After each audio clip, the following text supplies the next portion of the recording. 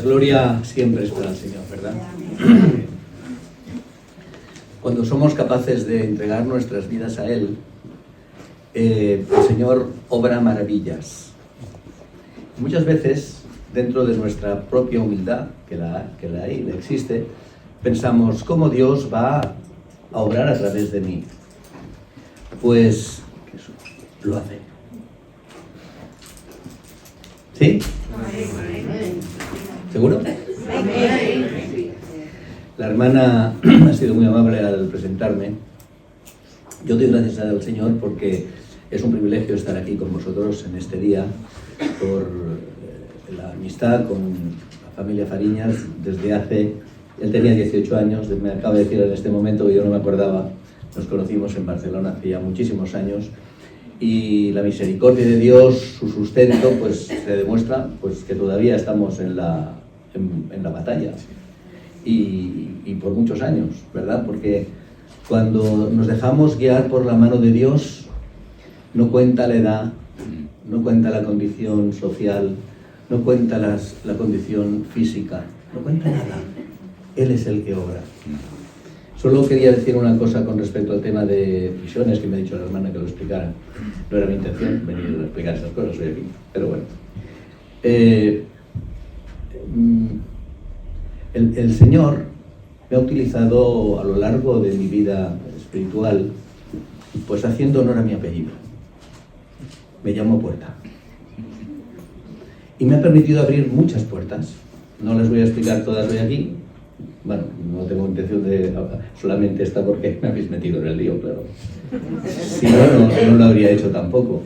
Pero yo entré en prisión por primera vez en España después de Franco, porque los pastores o los evangelistas no se estaba vetada la entrada, solo era privilegio de la Iglesia Católica, que tenía sus funcionarios, eran sacerdotes, pero eran funcionarios de prisiones, cobraban allí y era igual que un funcionario más, ¿no? Y nosotros, pues bueno, estuvimos orando al Señor y tal, pero yo no entré, o sea, yo nunca pedí permiso para entrar en prisión.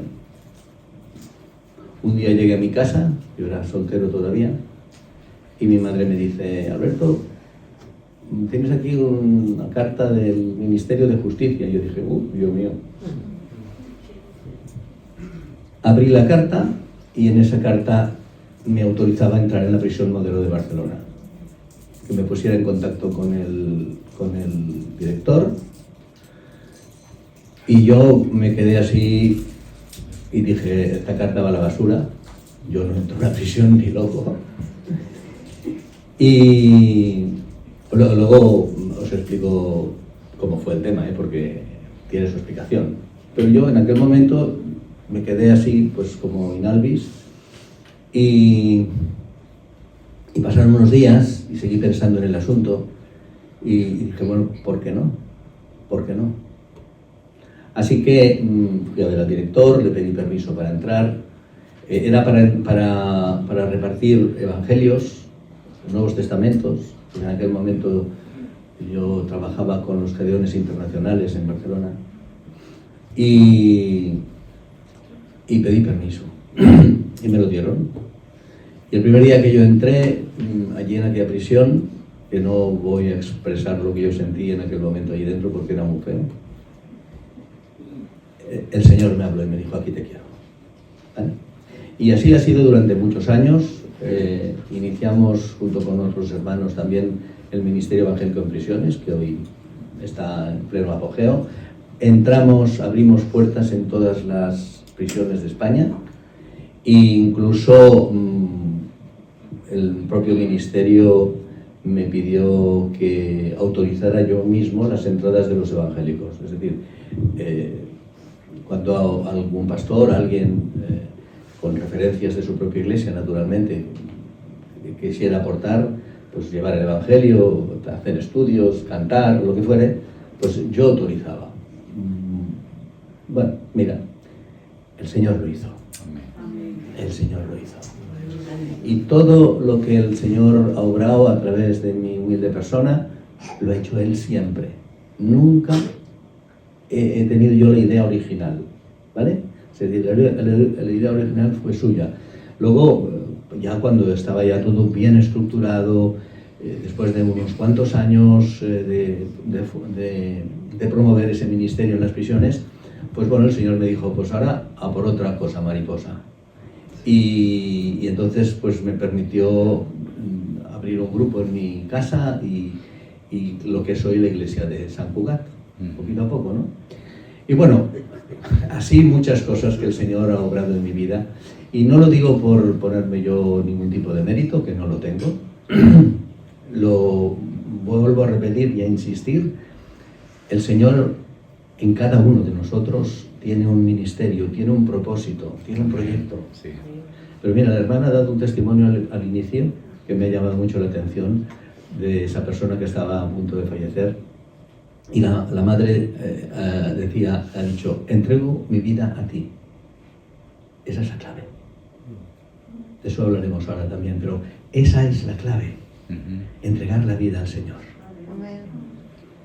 Hoy, y también explicaremos un poquito esto un poco más adelante, la Iglesia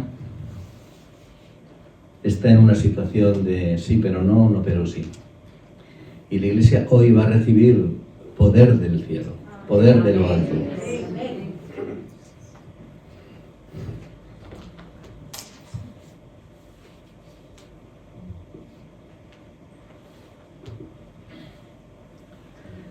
Pero tenemos que entregar nuestra vida al Señor.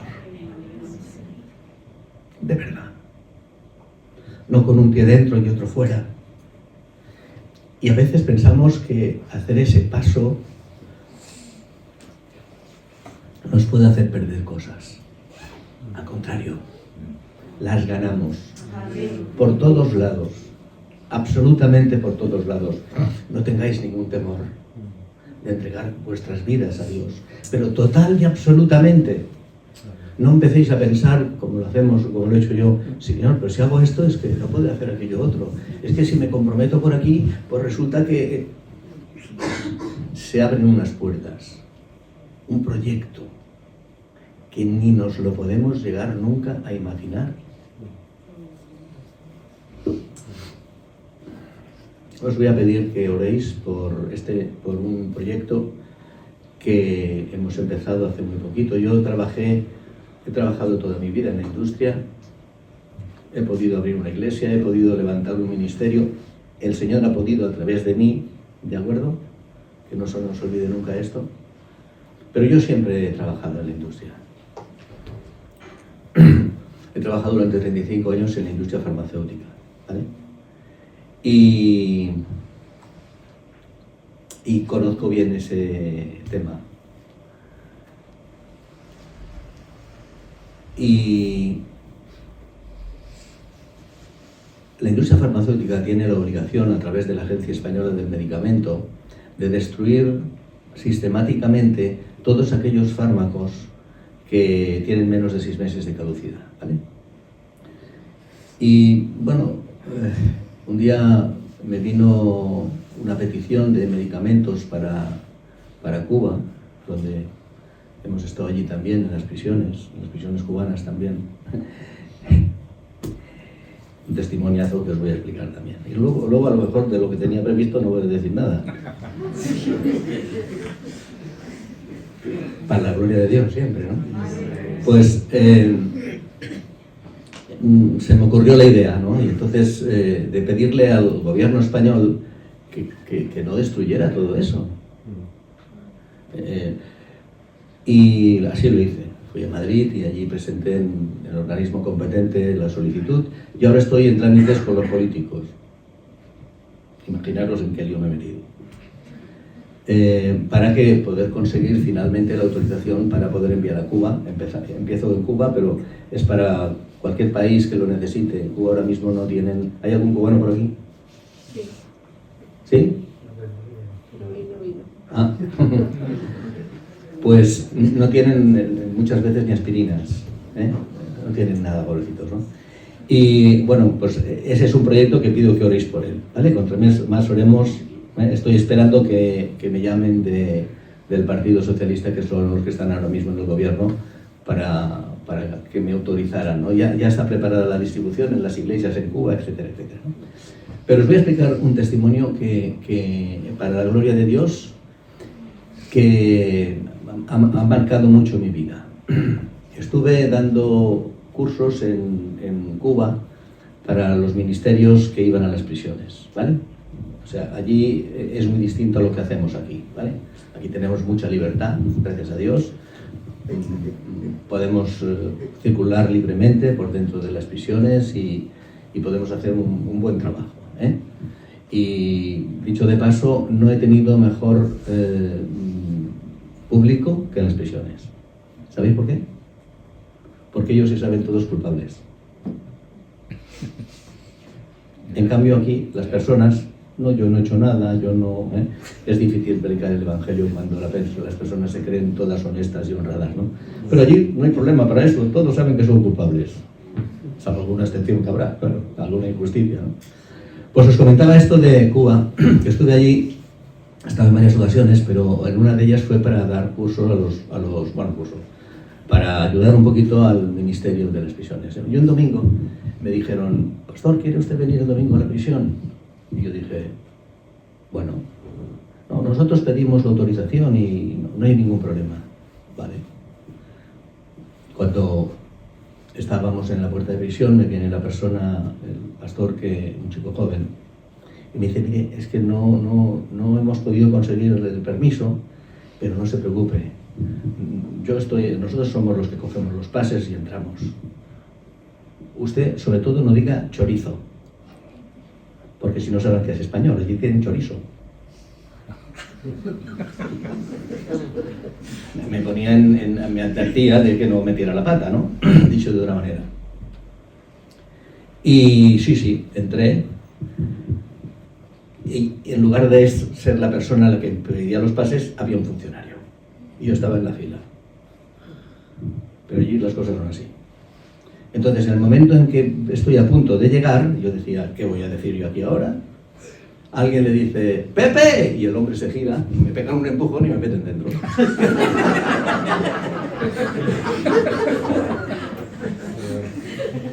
Y claro, ya había pasado.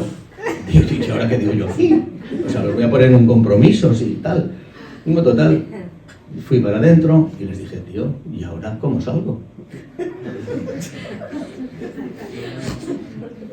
¿Y ahora cómo salgo? No se preocupe, nosotros pedimos los pases al salir. Yo pensé, como lo hagan como la entrada...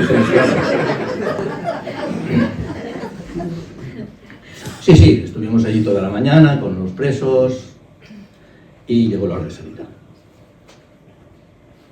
Otro canalito, yo detrás de la gente, y en la puerta de salida, no me lo tomen como algo peyorativo, había un señor de color, os lo voy a decir finamente, que hacía 2 metros de alto y 2 de ancho. La puerta que estaba detrás suyo la cubría absolutamente. Y yo caminando por allí y el tío pidiendo pases. Y yo mirando a los demás y decían, así, digo, sí, pero yo voy a quedar aquí. Era serio, Sí. Entrar en una prisión cubana no era como una española, Tampoco sales aquí, pero bueno. Aquello era mucho peor porque no tenías ningún tipo de recurso, de nada, ¿no? Y fui avanzando y yo orando, Señor, ¿qué hago? No podía hacer nada. Confiando en el Señor. Y cuando llego delante de esa mole, hago así, lo aparto. No me vio. Ya sé que soy pequeño, pero pensé, ¿tanto?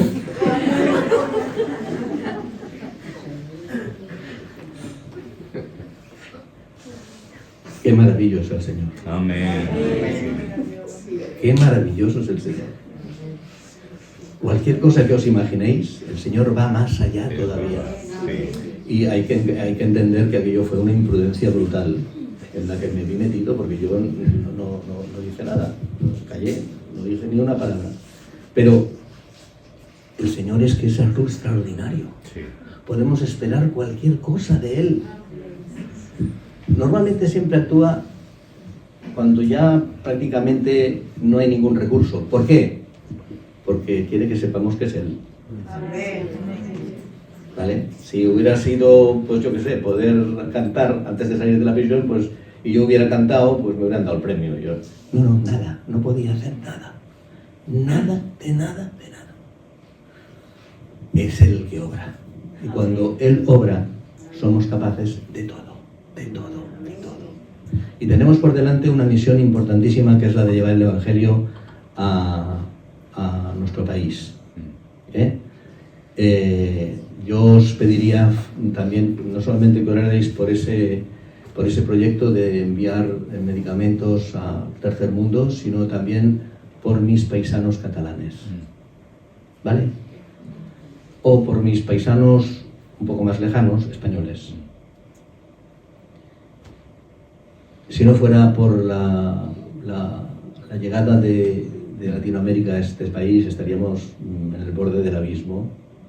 Aquí no conocería a nadie al Señor. O sea, pero ahora necesitamos vuestra ayuda, la mayoría que sois aquí de fuera, ¿no? Sí.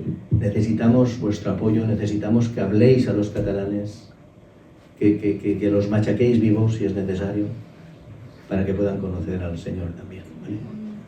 Porque España es un país que ha sido pionero en el mundo en muchas ocasiones.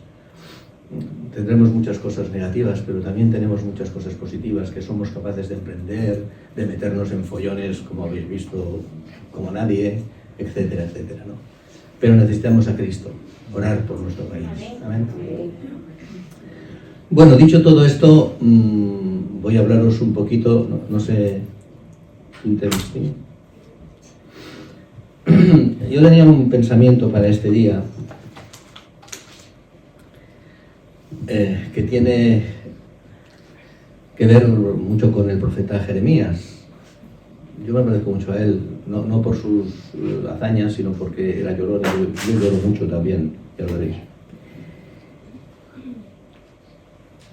Mi preocupación en estos momentos por los acontecimientos que nos rodean, los acontecimientos actuales de destrucción, de aniquilación moral que vemos alrededor nuestro todos los días, me han llevado a recordar la destrucción de Jerusalén hace 2600 años. Cuando el rey Nabucodonosor pues, invadió el país y sucedieron muchas de las cosas que vosotros ya sabéis, ¿vale? Jeremías, el profeta, el Señor a través del profeta Jeremías, predijo esta destrucción al pueblo para que el pueblo volviera a él, ¿vale? Entonces, vamos un poquito a ver cómo sucedieron estas cosas, porque hubieron muchas cosas espirituales, pero también las hubo políticas, ¿vale? Lo digo para que nos aproximemos mucho a aquel acontecimiento que se parece mucho a los acontecimientos que están pasando hoy en día, ¿vale? En la profecía bíblica se repite, ¿vale? En muchas ocasiones, ¿vale?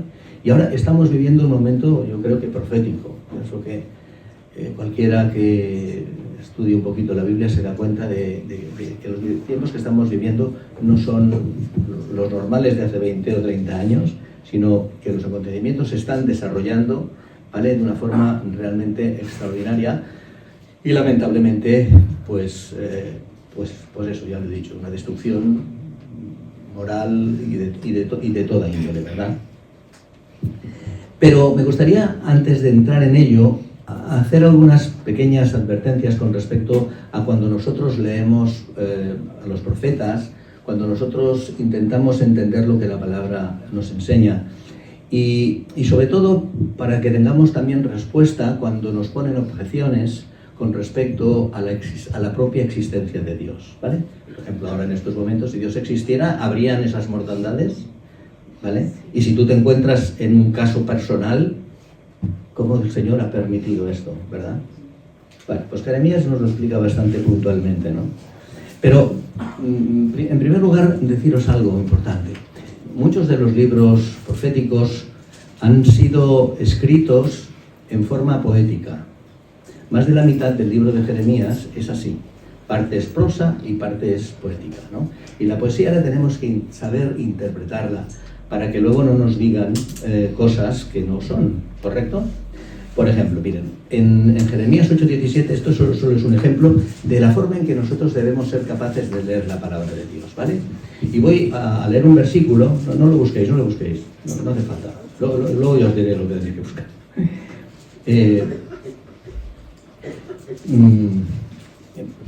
Vuelvo a repetir, el Señor a través de Jeremías les dice al pueblo lo siguiente, Jeremías 8:17, y lo voy a decir con la entonación que pienso que sería correcta, ¿vale? ¿Sí? Luego explico por qué. Dice Dios al pueblo, voy a enviar contra vosotros serpientes venenosas que os morderán. Contra ellas no hay magia que valga. Bueno, tú no puedes decir que te voy a enviar una serpiente que te morderán cantando. Te lo voy a decir enfadado, ¿no? Con ira, ¿sí o no? Si esto lo leemos así, pues claro dirán, vaya Dios, ¿no? En el que creéis, Dios vengativo, un Dios iracundo. Pero pensemos en una cosa, que la poesía hay que interpretarla como tal. Hay una poesía de un poeta español, Espronceda, donde nos habla y nos dice, a ver si me acuerdo ahora de memoria, con 10, la digo, ¿vale? Dice, con 10 cañones por banda, viento en popa, a toda vela, no corre el mar si no vuela un velero bergantín. Es una frase de una poesía de Espronceda, ¿vale? ¿Qué está diciendo? ¿Que un velero vuela? No se está diciendo que va muy rápido, que aunque lleva un... pues esto es lo mismo que cuando nosotros leemos la profecía bíblica tenemos que saber interpretar. Luego veremos que lo que el Señor está diciendo en realidad es que si seguís por el camino que seguís, pues os va a parecer como si os mordieran la serpiente venenosa. Pero no está diciendo, o sea, no está siendo iracundo, no está siendo un Dios ofensivo, no, para nada. Emplea un lenguaje para que el pueblo pues se dé cuenta de la situación en la que está, porque si no, ¿de qué? ¿Verdad? Por lo tanto, para leer y para interpretar bien ese tipo de profecía, tenemos que saber si estamos leyendo prosa o estamos leyendo poesía o estamos leyendo cualquier otro tipo de figura, ¿vale? Hipérbole, cualquier tipo, tenemos que saber lo que estamos haciendo, ¿vale? Hay otra cuestión importante en las acciones de Dios. Dios nos permite el libre albedrío. Cuando nosotros actuamos y hacemos cosas, es la ley de la siembra y la cosecha. Aquello que sembramos recogemos, no cabe la menor duda. No es Dios. Cuando vienen situaciones como la que estamos viviendo en estos momentos en Europa o en el mundo entero, Dios está en silencio. No habla, no hace nada, no dice nada. Recogemos lo que estamos sembrando. Por lo tanto, no le podemos acusar a él, ¿verdad?, de toda esta historia, ¿verdad? Y cuando queremos encontrar el auténtico sentido de la Escritura, el apóstol Pablo les dice a los corintios, la letra mata, el espíritu vivifica. No podemos tratar de entender las Escrituras si el Espíritu Santo de Dios, en primer lugar, no le permitimos que actúe, ¿sí? Porque si no, imposible. Es un libro espiritual y solo espiritualmente se puede discernir, ¿no? Por lo tanto, dicho todo esto, empezaríamos por recordar algo que Jeremías le dice al pueblo antes de iniciar el proceso de hacerles ver cuáles son las causas por las que el Señor permite que Nabucodonosor destruya Judá, ¿vale? El reino de Judá. Jeremías les dice, 21:8, apuntarlo. Jeremías 21:8. Dice, yo tengo la versión de Dios habla hoy, igual es diferente, pero la Reina Valera o la nueva versión internacional, la que tengáis cada uno, ¿no? Pero dice lo mismo, dice, os doy a elegir o os doy a escoger entre el camino de la vida y el camino de la muerte. Como he dicho antes, eso tiene una interpretación muy espiritual, pero también la tiene política. Porque acordaros que Israel era el reino de la tierra, todo lo tenían aquí. Ellos no estaban pensando demasiado en el reino de los cielos como nosotros, no. Todo lo que sucedía en la tierra. Por lo tanto, tiene esa doble dimensión, ¿no? Por lo tanto, lo que vamos a hablar un poquito en esta mañana es sobre la vida y la muerte. No es momento de andarse por las ramas, queridos hermanos y hermanas. Hay que plantearnos eso seriamente. ¿Vida o muerte? Ese es el planteamiento que tenemos que hacerle a la gente. Durante muchos tiempos hablamos, y es correcto, ¿no? Dios de amor, Dios bondadoso, Dios maravilloso, misericordioso. Alguien que oiga eso dice, ¿de qué me tengo que preocupar? ¿Y es tan bueno? ¿No? Dios es justo, hay que mantener un equilibrio, ¿verdad? Equidad. Por lo tanto, nos jugamos mucho. Ya no hablo individualmente nosotros, los que estamos aquí, porque teóricamente somos cristianos. Hemos recibido a Jesús como Señor y Salvador, pero habrá mucha gente por ahí fuera que no sabe nada de todo esto. Por lo tanto, cuidadín que nos estamos jugando la vida o la muerte. Ahora vamos a leer otra profecía, que esta sí que nos atañe a nosotros directamente. Creo que aquí estáis estudiando Apocalipsis, pues vamos a ir a Apocalipsis, el capítulo 21, del 1 al 8. ¿Vale? El que quiera leerlo, yo lo voy a leer, ¿eh? Si queréis estar atentos o leer vuestras Biblias. Apocalipsis 21, del 1 al 8. Dice así: vi la ciudad santa, la nueva Jerusalén, no aquella que fue destruida, que después fue reconstruida, que volvió a ser destruida por los romanos, y ese es el milagro de nuestros siglos, ¿no? Que Israel haya podido volver después de milenios dispersos por todo el mundo, ¿verdad? Vi la nueva Jerusalén que bajaba del cielo, de la presencia de Dios. Estaba dispuesta como una novia que se adorna para su prometido. Y oí una fuerte voz que venía del trono y decía: Dios habita aquí con los hombres. Vivirá con ellos. Ellos serán su pueblo y Dios mismo estará con ellos como su Dios. Secará todas las lágrimas de ellos y ya no habrá muerte, ni llanto, ni lamento, ni dolor, porque todo lo que antes existía ha dejado de existir. El que estaba sentado en el trono dijo: yo hago nuevas todas las cosas. Y también dijo: escribe, porque estas palabras son verdaderas y dignas de confianza. Después me dijo: ya está hecho. Yo soy el alfa y la omega, el principio y el fin. Al que tenga sed le daré a beber gratis del manantial del agua de la vida. El vencedor recibirá todo esto como herencia. Yo seré su Dios y él será mi hijo. Pero en cuanto, anoten esto, los cobardes, los incrédulos, los odiosos, los asesinos, los que cometen inmoralidades sexuales, los que practican la brujería, los que adoran ídolos y todos los mentirosos, les tocará en suerte ir al lago de azufre ardiendo, que es la muerte segunda. O hijo de Dios o muerte. La muerte definitiva. Vuelvo a repetir: vida o muerte. Esto es lo que nos estamos planteando, nos deberíamos plantear, ¿vale? El enemigo sale a engañar. ¡Bah! Tonterías. Hombre, no. Aquí cuando nos morimos se acaba todo y no sé qué. Te quieren controlar, no sé qué, no sé cuántos. No. La palabra de Dios es la palabra de Dios. Y igual hace 2600 años en el reino de Judá, que Jeremías les dijo: os dejo escoger entre dos caminos, camino de vida o camino de muerte. Aquí ya no nos deja escoger. En Apocalipsis, al final de los tiempos, al final del todo, cuando ya se establezca el reino de los cielos aquí en la tierra, entonces a algunos el Señor les dirá: venid, hijos míos, y a otros muerte segunda. A cada uno analice eso como lo considere, ¿de acuerdo? Jeremías en 25:11 adelanta lo que va a suceder. Apocalipsis nos adelanta lo que va a suceder también. Pero en aquel tiempo Jeremías les adelanta a los judíos lo que va a suceder.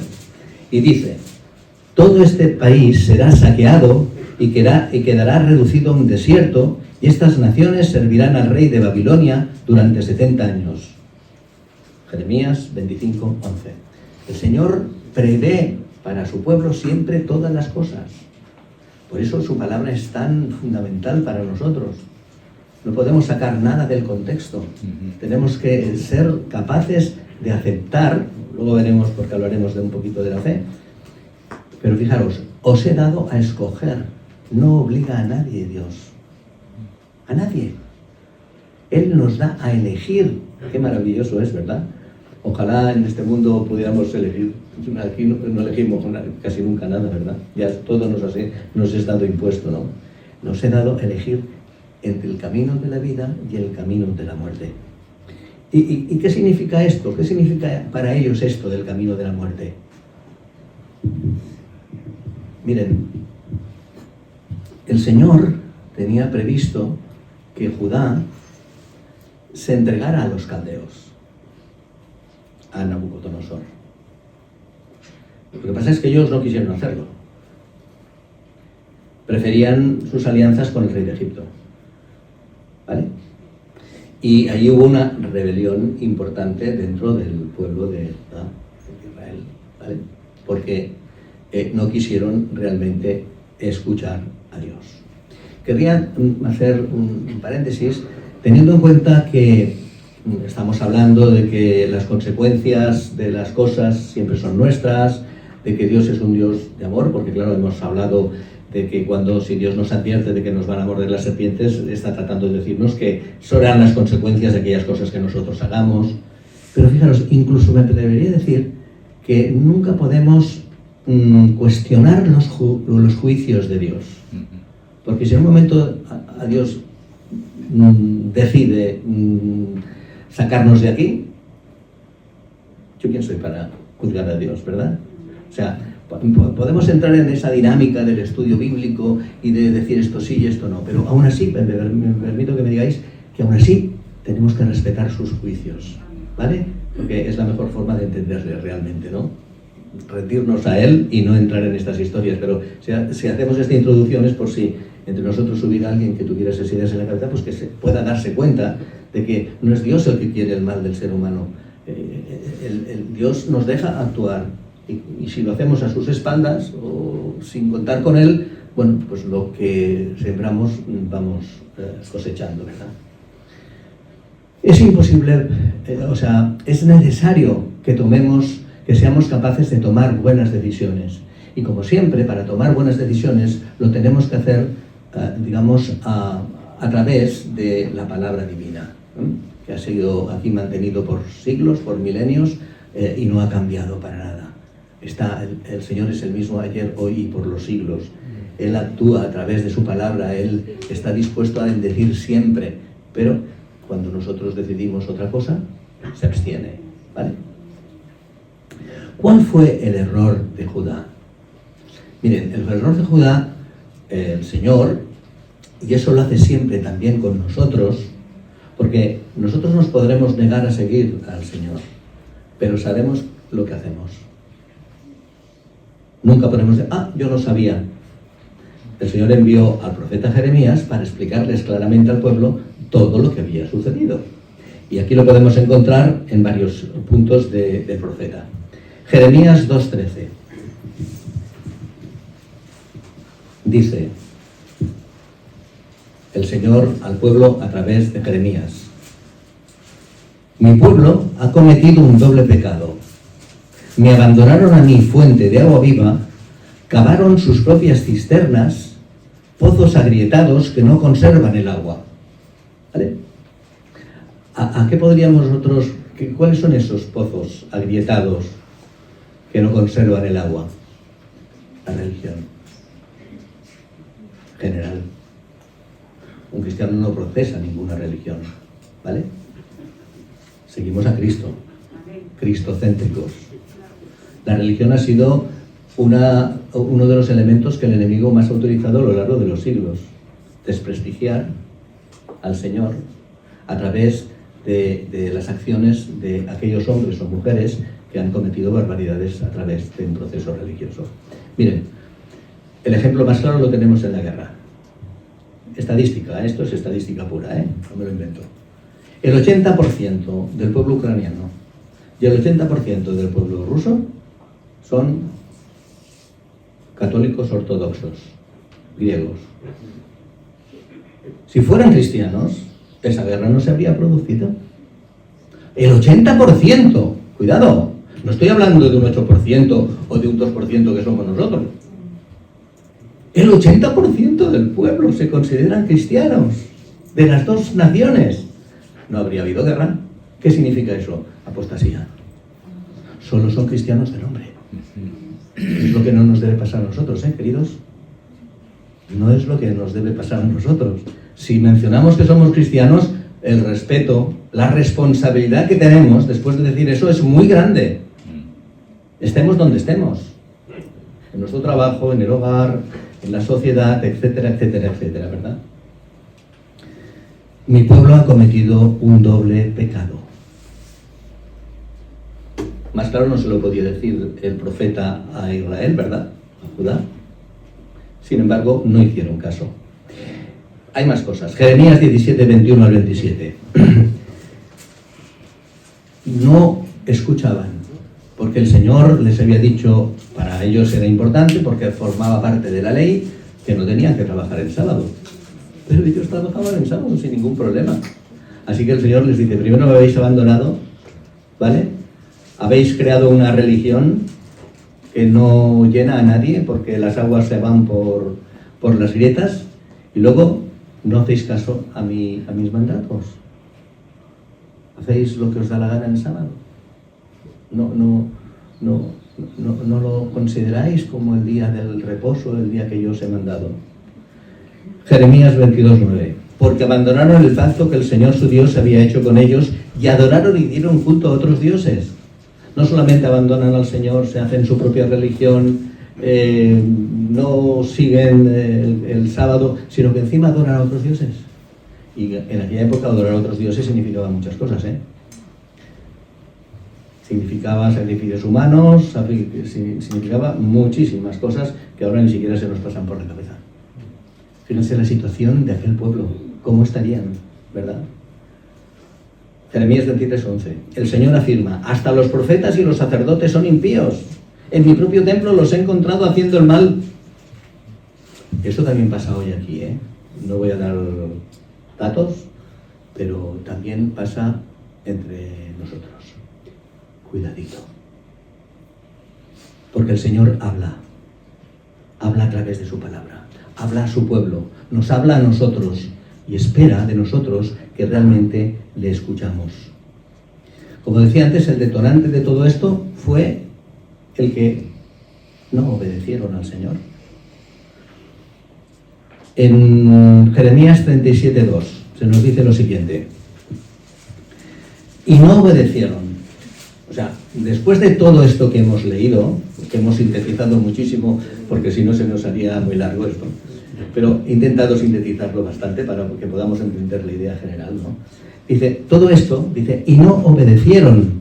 Él, Sedequías, el rey de Israel, no obedeció, ni sus siervos, y el pueblo de la tierra, las palabras que había hablado Yahvé por medio de Jeremías el profeta. Miren, dice, no sé la traducción que tenéis vosotros, la mía dice no obedecieron, ¿vale? Pero la palabra no obedecieron en griego, en hebreo, perdón, es la palabra shema. La palabra shema es el verbo escuchar.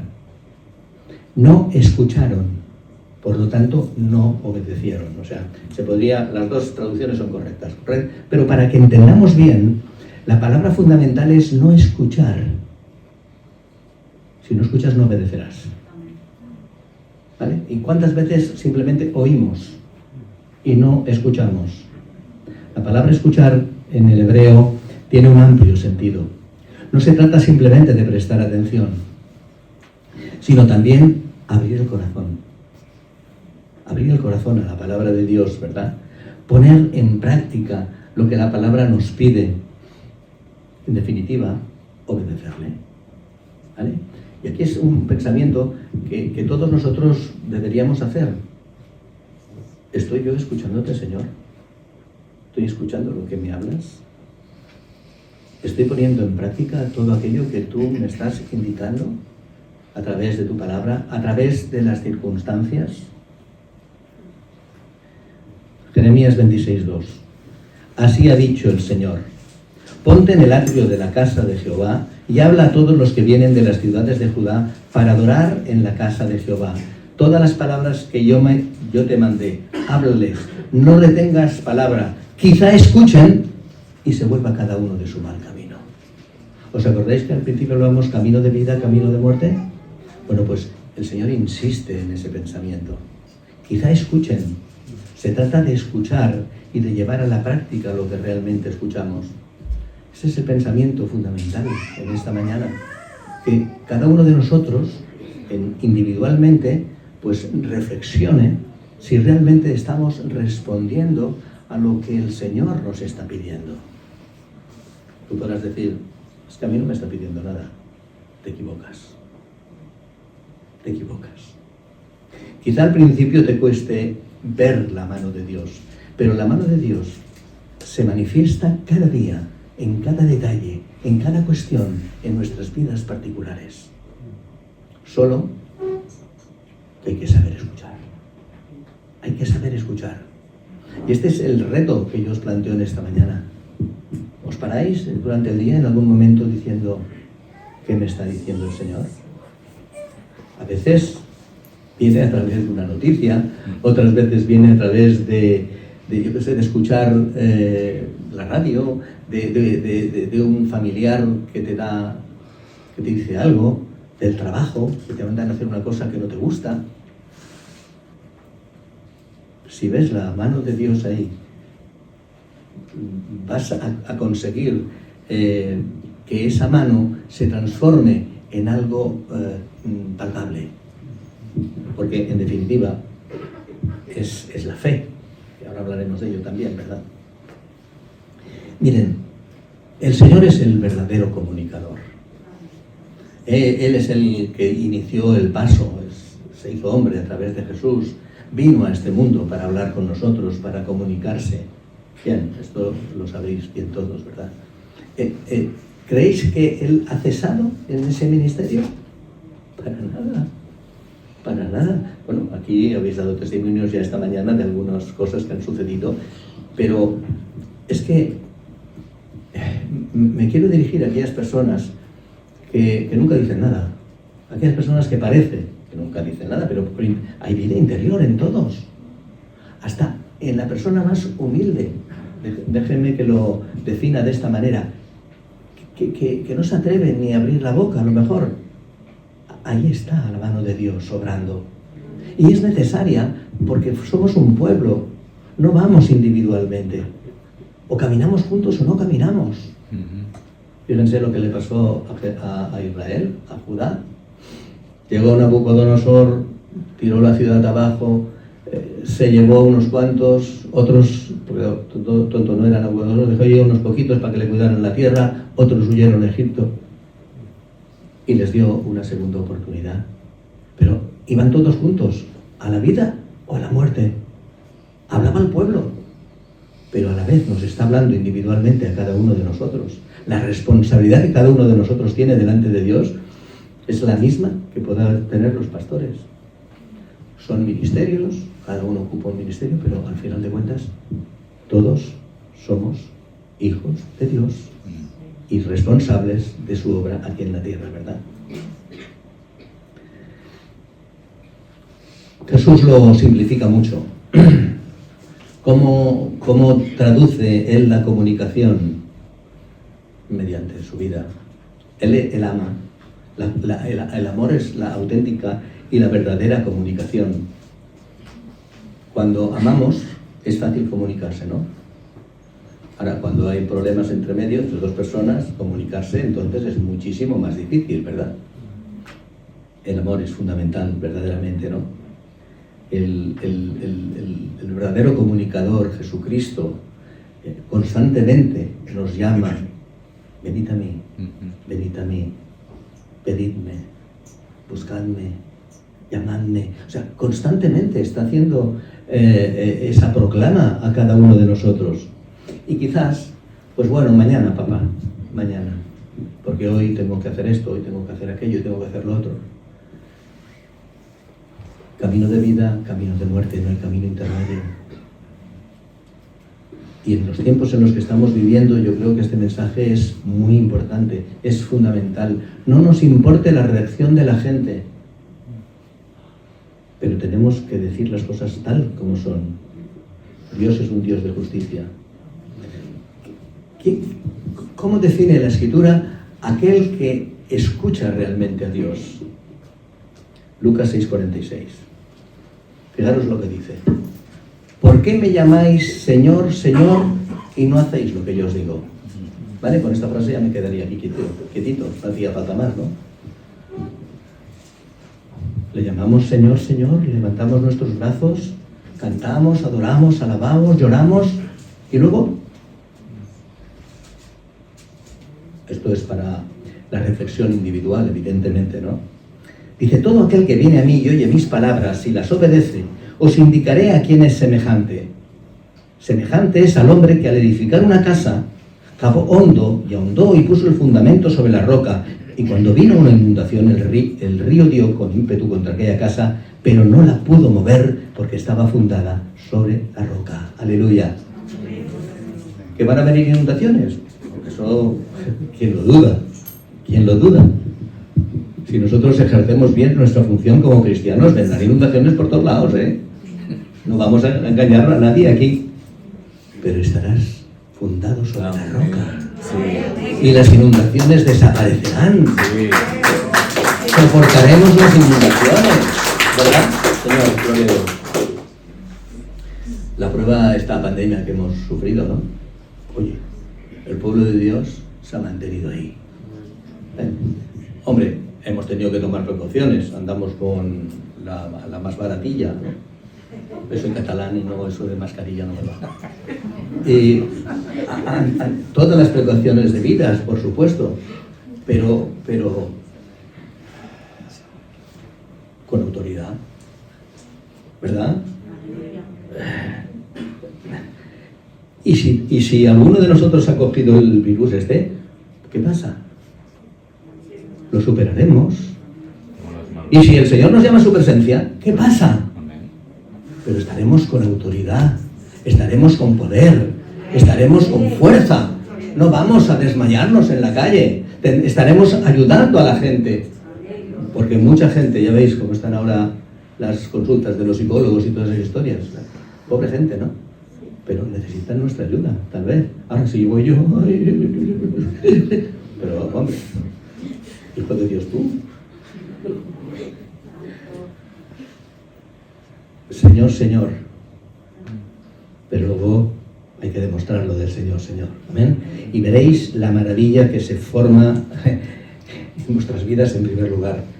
Y luego en la sociedad que nos rodea, en la iglesia, en todo, ¿no? Gálatas, Pablo ya habla a los Gálatas y les dice: ¿recibisteis el Espíritu de Dios por cumplir la ley de Moisés o por haber aceptado el mensaje de la fe? Aceptar el mensaje de la fe está en la línea de lo que estamos hablando, el escuchar, el obedecer. Cuando habla aquí de aceptar el mensaje de la fe, está hablando de obedecer, no solo de escuchar o de oír, depende de la palabra que empleemos, ¿verdad? Y Pablo, porque también los Gálatas tenían este problema, y entonces les dice: vamos a ver, muchachos, ¿qué os pasa? ¿Lo recibisteis el Espíritu de Dios por cumplir la ley o por haber aceptado el mensaje de la fe? Gálatas, Dios nos hace justos por medio de Jesucristo, por la fe en Jesucristo, evidentemente, ¿no? O sea, la fe es la que nos mueve, la fe es la que nos hace hacer cosas que no haríamos normalmente. Viene de parte de Dios. No nacemos con ello. El Espíritu Santo nos empieza a dotar de todas aquellas cosas que necesitamos para glorificar a Dios, que es nuestro objetivo final. Pero pensar que se hace por medio de la fe. Aquellos israelitas de Judá no pensaron en eso. Pensaron en cómo resolver las cosas políticamente. Y miren, camino de muerte. Lo pudieron observar a los pocos meses de que Jeremías les estuviera diciendo, mirad qué camino escogéis. Y el camino de muerte estaba claro. Allí murieron, como están muriendo ahora lamentablemente en Ucrania, ¿no? O en cualquier guerra, porque saben ustedes, en el mundo ahora mismo hay, si no recuerdo mal la estadística, entre 180 y 190 guerras, ¿eh?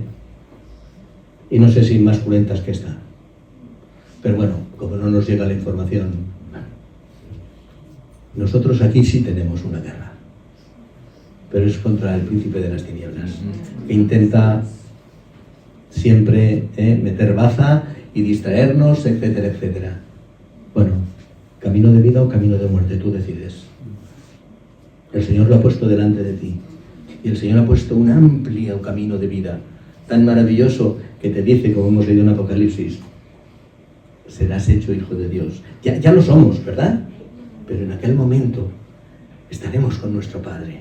O sea, yo no me puedo ni llegar a imaginar lo que va a significar el que en el reino de los cielos, llamémosle así, ¿vale?, yo sea el hijo de Dios, del Creador. Me pongo a sudar, ¿eh?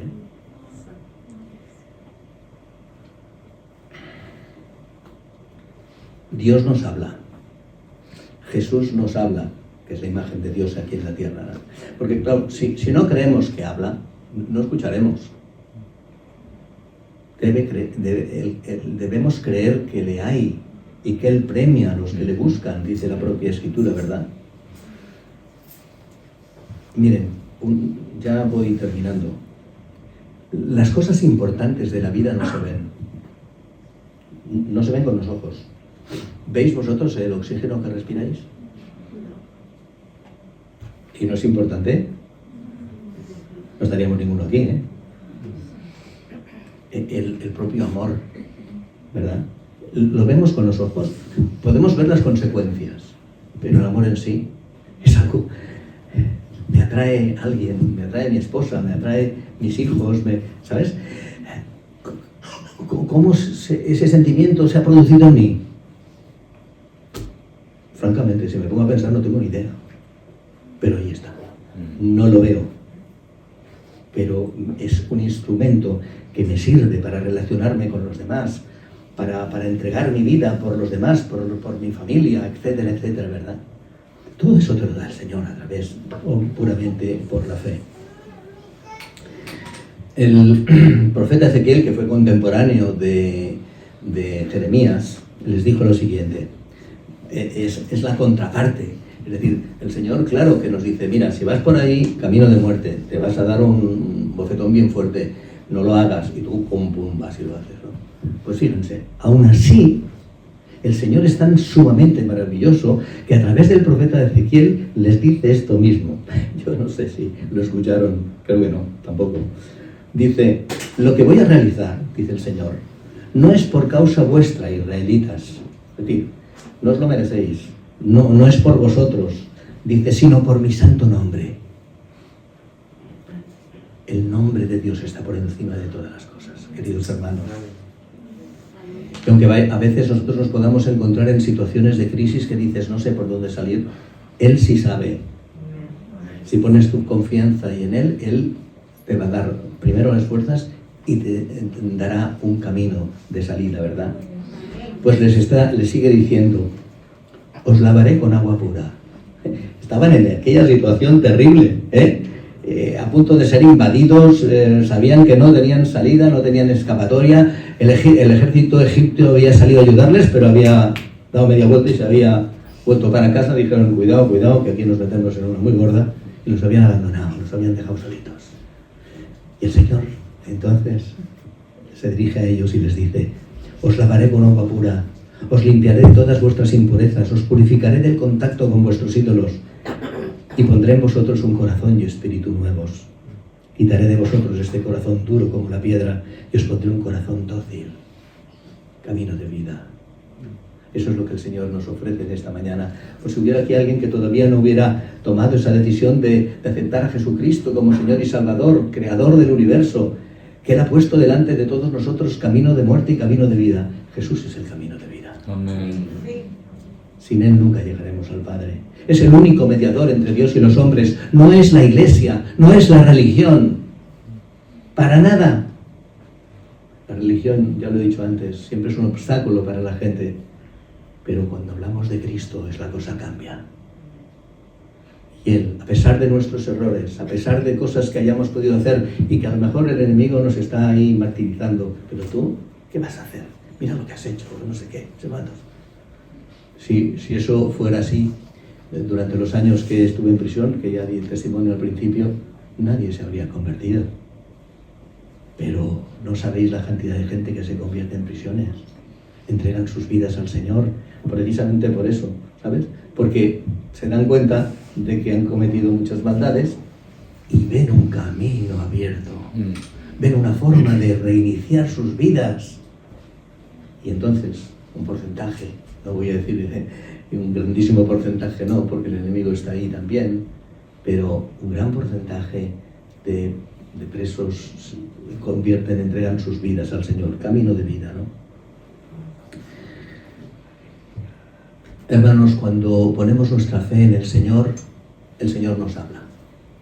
Y vuelvo a repetir, tenemos que ser capaces de tener ese oído fino o esa sensibilidad especial para darnos cuenta de que a través de las circunstancias de todos los días el Señor te habla.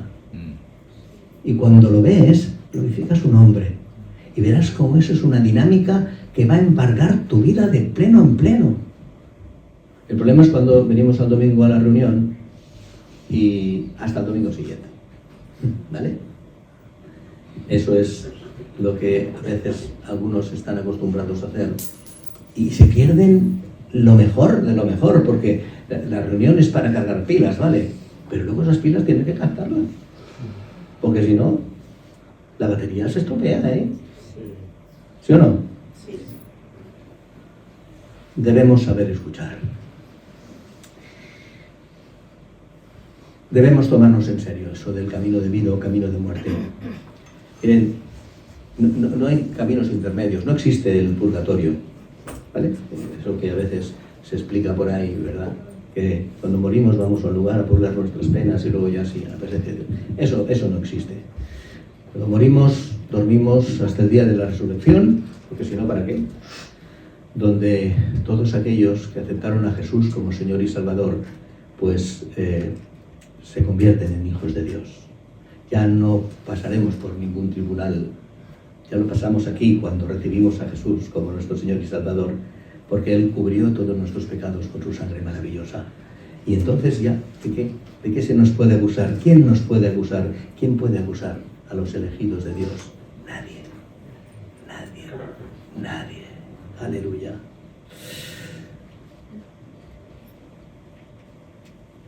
Camino de vida, camino de muerte. ¿Y Jesús qué dijo? Yo soy el camino. Amén. Yo soy el camino. Jesús es el camino. Que el Señor nos bendiga a todos.